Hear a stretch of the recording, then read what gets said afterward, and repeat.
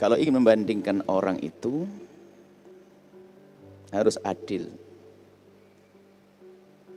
Ada orang kaya tidak sholat, kemudian dia sedekah. Kalau membandingkan jangan dengan ustadz, atau bandingkannya ini. Ada orang tidak sholat, kaya, pelit, itu bandingannya. Supaya kita tidak mandang orang dari sisi negatif. Coba, dia kaya, ya, nggak pernah sholat, tapi rajin sedekah. Mana lebih bagus dengan sebelahnya, kaya, nggak sholat, pelit? Hah? Nah itulah, kita jangan biasa mandang orang dari sisi negatifnya. Sisi positif bisa kita angkat. Makanya kalau melihat, jadi kalau doakan dia gimana? Ya Allah, seperti kau mudahkan dia berderma dengan kekayaannya, jadikan dia rajin sholat ya Allah. Jangan dicocok, gombal, biarpun sebanyak sedekah nggak sholat. Duh, kok merendahkan orang? Itu jadi jangan biasa merendahkan.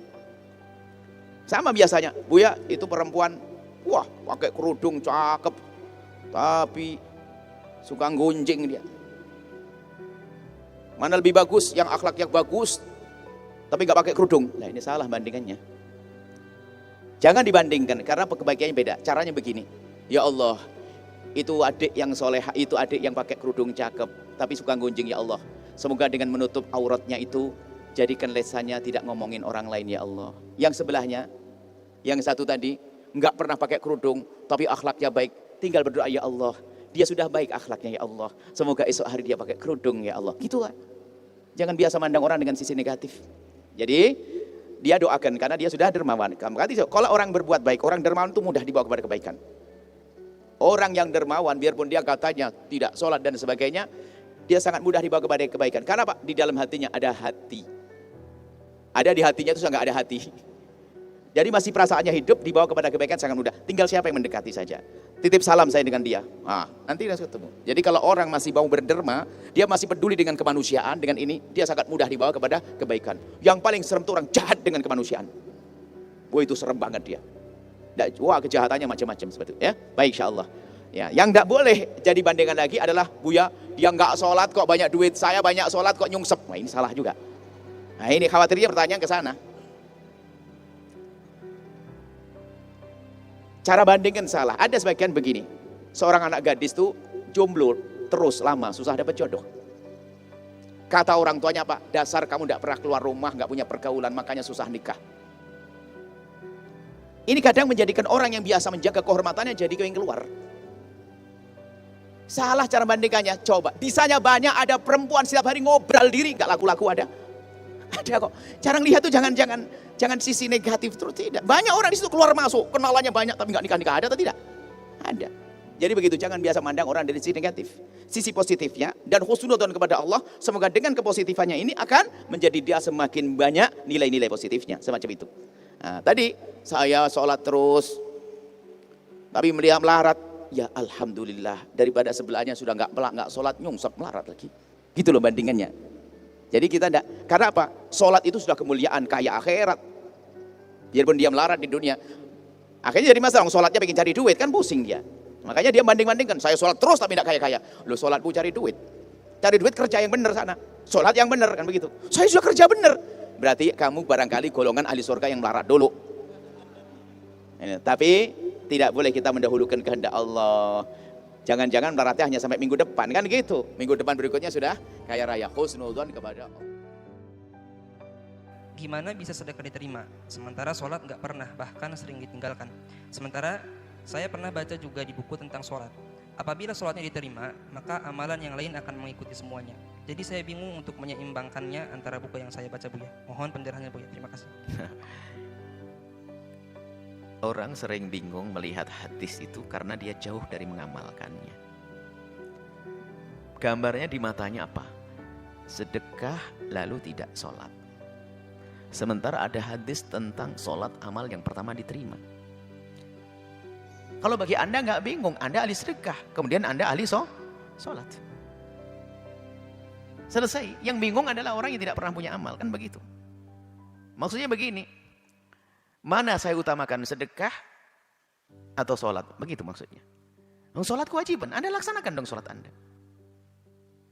Kalau untuk diri Anda aneh, maksudnya kalau diri kita sendiri, kita menimbang, saya sedekah antar sedekah dengan sholat. Berarti kita nggak benar ini antar sedekah dengan sholat. Sedekahlah Anda. Sholatnya gimana? Sambil berjalan dong sholatnya. Tapi belum bisa istiqomah. Ya enggak apa-apa, semoga dengan sedekahnya nanti kita bisa sholat. Bukan berarti langsung milih dibanding antar sedekah dengan sholat, mana lebih utama ini. Kalau bicara tentang keutamaan, sholat adalah wajib. Sholat adalah wajib. Sedekah adalah amal baik. Nah ini, kalau untuk diri Anda sendiri, ya sebisanya apa yang bisa Anda lakukan berbuat baik dulu? Sedekah dulu, sedekahlah dulu. Sedekah untuk orang-orang sholat, lalu minta doa semoga saya bisa sholat seperti Anda, gitu saja. Anda sedekah kepada orang sholat, biar besok bisa sholat. Bukan langsung hanya banding-banding hadis saja. Anda tidak mengamalkan salah satunya, nggak ada gunanya. Ambil salah satunya, amalkan segera, nanti Anda akan ketemu judulnya. Sholat atau sedekah? Sholat atau sedekah, amalkan. Baik. Jadi kalau bukan hanya sekedar banding hadis ini, pertama kali sholat diterima adalah amal pertama kali sholat, dilihat adalah sholat. Kalau sholatnya baik, semuanya baik-baik saja. Sedekah, aduh ini bukan sholat. Nah, Anda hanya timbang-timbang amal, bukan mengamalkan, makanya jadi bingung. Sudahlah Anda sedekah, insya Allah diterima oleh Allah. Sholat Anda, segera dibangun sholatnya. Bolong-bolong, sekarang, besok nggak bolong-bolong. Terus berusaha semacam itu. Kemudian, ini untuk diri Anda. Kalau menilai orang lain, nilailah nilai positifnya, jangan nilai negatifnya. Ada orang sedekah tapi nggak sholat, apakah sedekahnya diterima? Insya Allah diterima. Sholatnya jadi sebab masuk neraka. Jangan bilang, wah sedekah gombal, sedekah banyak tapi nggak sholat. Lah Anda ini ngerusak orang. Coba Anda dengan akal sehat Anda. Jika ada 3 orang, yang pertama dia adalah sedekah tapi nggak sholat. Yang kedua sholat tapi nggak sedekah. Yang ketiga nggak sholat nggak sedekah. Mana yang paling jelek? Yang nggak sholat nggak sedekah. Anda bisa nilai. Orang sudah sedekah ada caci maki. Anda membingungkan.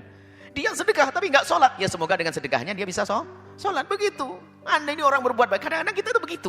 Orang berbuat baik nggak bisa nerima kita. Sedekah apaan? Sedekah gombal. Perempuan model apa? Biarpun menutup aurat tapi nggak sholat. Ya masih lumayan dia tidak sholat masih menutup aurat. Yang repot sudah nggak sholat buka aurat. Itu loh.